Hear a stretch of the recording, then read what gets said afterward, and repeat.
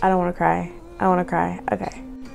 Okay. What up, Smiley Gang? Welcome back to my channel. If you don't know who I am, my name is Smiley. If you do, you keep me smiling. If you haven't done so already, I'm going to need you to go ahead and join the Snapchat fam, the Instagram crew, and the notification squad. Today's video is a bit different, a lot more serious than my previous videos.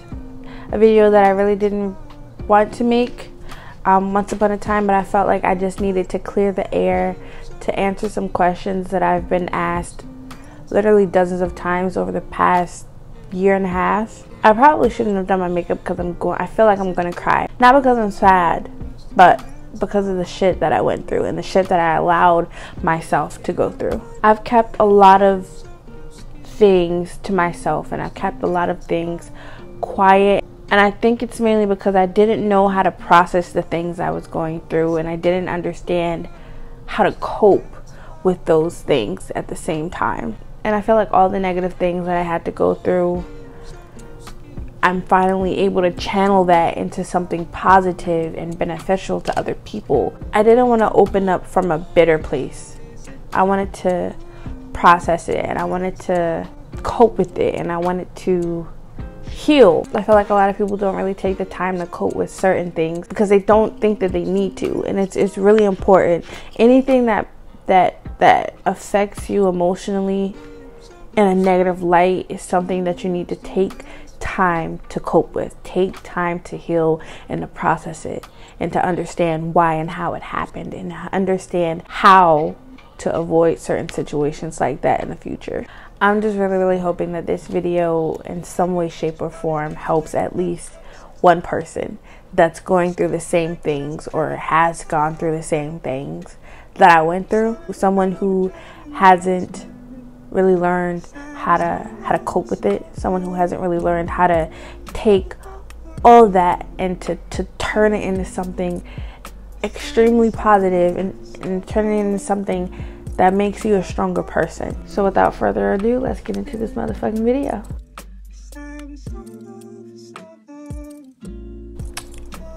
I don't want to cry. I want to cry. Okay. May 10th of last year, I lost my grandfather, and he was my best friend, and it was just, I'll be right back, guys. Whew. Okay, so May 10th of last year, I lost my grandfather, and it happened so suddenly, and losing him when I did, how I did, was the hardest thing I've ever had to experience in my entire life. And a part of me is happy that he doesn't have to live with that pain anymore. And I feel like that's the thing that's really keeping me afloat as it pertains to him, as it pertains to thinking about my grandmother losing her best friend of 55 years. And she's so strong. And yeah, so that happened. So around that time, I was posting a lot of depressing things, and a lot of you noticed it, and a lot of you reached out to me, and I appreciate it so much. I never got a chance to thank everybody, but I mean, there was just so much love that I got from people that had never met me. So much more love from people that had never met me than people who wanted me to be their wife one day, than people who were friends with me for decades, literally. And it's just amazing. And I feel like having that support, even if it's from someone you've never met or probably never will meet, that type of support really helps. That's mainly why I was posting really depressing things.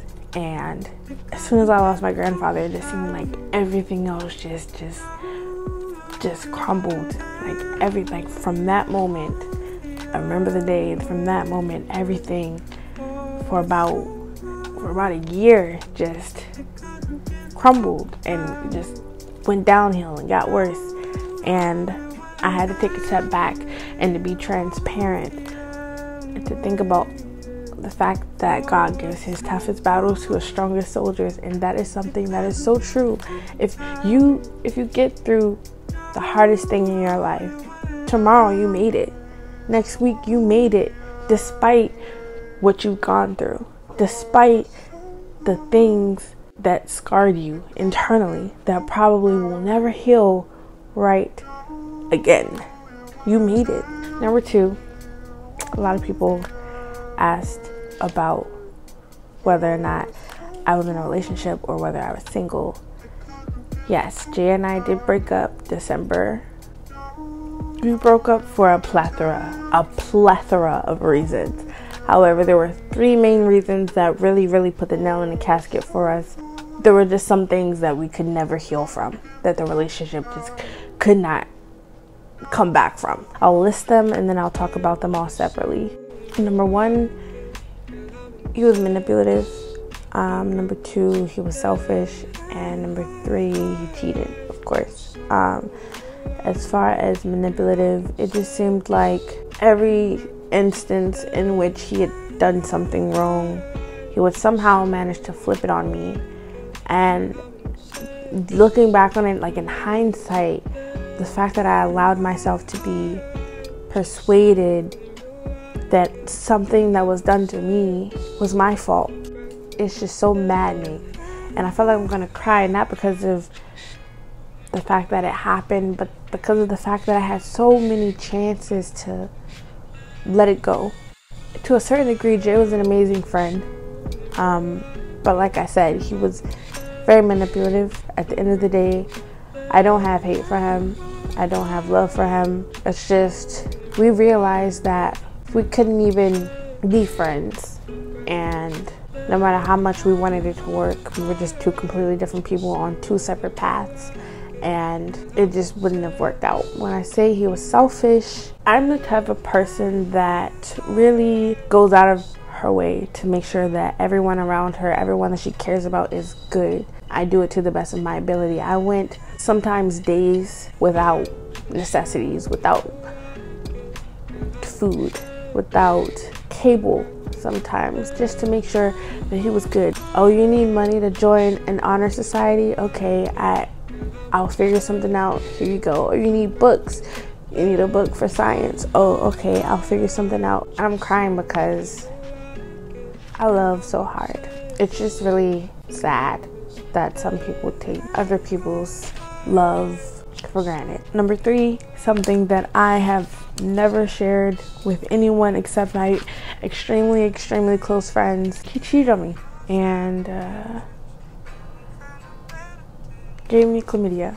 And at that point, I was just like, I couldn't even process the fact that I was cheated on, because my grandfather literally died days before. The day I found out that he had cheated on me was the day we were putting his body into the ground. So I didn't really have time to process it. I was just baffled. I just wanted to get away from him. So I went alone. And then after I found out that he'd given me chlamydia, a sick part of me was just so happy that it was just chlamydia, that it was something that was curable, that it was something that wouldn't ruin or end my life. I could just take a pill and be okay. And at that was the moment that I should have stopped. Actually, the moment I should have stopped was in the talking phase, when he would tell me about all the things he had done to people that I'm not gonna share because there's really no point. But you cannot ignore the signs. Some people show their colors when it's too late. Some people show their colors in the beginning. You have to pay attention to certain things, how they react to certain things, how they answer certain questions, how they tell the truth, how they lie. If you notice that someone does or says something that you don't agree with, that is egregious, that is disgusting, that is not okay, it's a sign. I feel like God gave me so many signs that I ignored, because I just knew we were soulmates. I just knew we could work through anything. I just knew that if I loved him hard enough, he would at least love me a little bit. Part of me was content with laying beside someone so toxic. Part of me needed to feel that the warmth from that body, because I would have rather had been unloved than to be lonely. And in the time that I've taken to rediscover myself, it's all going to be in my book, but in the time that I've taken to rediscover myself and figure out who I am as a person again, I've learned how to be content and to appreciate my solitude. It's an amazing thing. It's beautiful. For some people, it's hard to be alone with your thoughts, and I was one of those people, and I just really had to pray, and I really had to research, and I really had to remember who I was before I discovered love, before I met my first love, before all of that. I needed to find her, and I needed to just tell her that it's gonna be hard, it's gonna be rough, it's gonna be rocky, but you'll make it through it. I pray that you never fall in love with someone who makes you feel like your opinions or your feelings are invalid. I pray you never fall in love with someone who blames their mistakes and their wrongdoings and their betrayals on you. And I certainly hope you never fall in love with someone who accuses you of playing the victim in a situation in which they perpetuated, in which they created. All of this really taught me you cannot depend on people for your happiness. You have to find that joy. You have to find that love in yourself. You have to find that very same reflection. Everything you love about yourself, you need to find in another person. I depended on him emotionally for everything. It was like, yeah, you cheated on me, but you're still here. Yeah, you probably hate me, or at least you treat me like you hate me, but you know, you still call me sometimes, you still text me, you still tell me you love me in a nonchalant tone. So that means something, right? Like, a part of me just couldn't really be happy without him. I would be at home 2 or 3 o'clock in the morning, worried about him because he hadn't called or texted me from a night out, and he was just cheating, and that's crazy. Finding joy in my solitude is something that I struggle with and have struggled with and continue to struggle with, but I work on every single day. I picked up old hobbies that brought me joy when I was younger, and I've just been writing. It's crazy. I just feel like God is blessing me so much right now, and I really, I'm just so appreciative of everything that's happened, whether good or bad, because everything that's happened has really opened my eyes, and it's made me stronger. I cried, and I want to cry because dealing with the things that I dealt with that person really changed me. Before we started talking, I was the type of person who was so extremely happy being able to say, I'm not a cheater, I've never cheated, but I cheated on him after I found out that he cheated on me. And it wasn't really out of spite, it was more so out of a friend trying to comfort me. It was more so out of someone who actually wanted to be there, someone who actually cared about me. The sick part is that I felt bad. Like, I genuinely felt bad. I'm literally not the same person I was last year. I'm not the same person I was 2 years ago. I wasn't the same person before that heartbreak and the heartbreak before that. And it's life. We change and we evolve and we become different people, but our souls are still there. I cried for months straight because life wasn't working out the way I needed it to be, and now life is turning around, and I'm so grateful with how my life is going right now. So I hope this video has done something for you. If you need any advice whatsoever, if you're going through the same things that I went through, if you're going through something completely different and you still just need someone to talk to, always know that I'm here.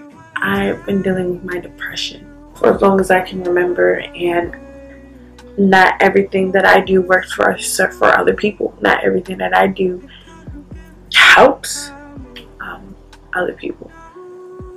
But just having someone there to just listen, talk to, it works wonders. So don't ever forget that you're literally not alone. I've reached out to people that I've noticed need someone there, and just passing that energy on to them will allow them to pass that energy on to other people. So I'm passing on to you so many positive, beneficial, loving vibes. Pass it on.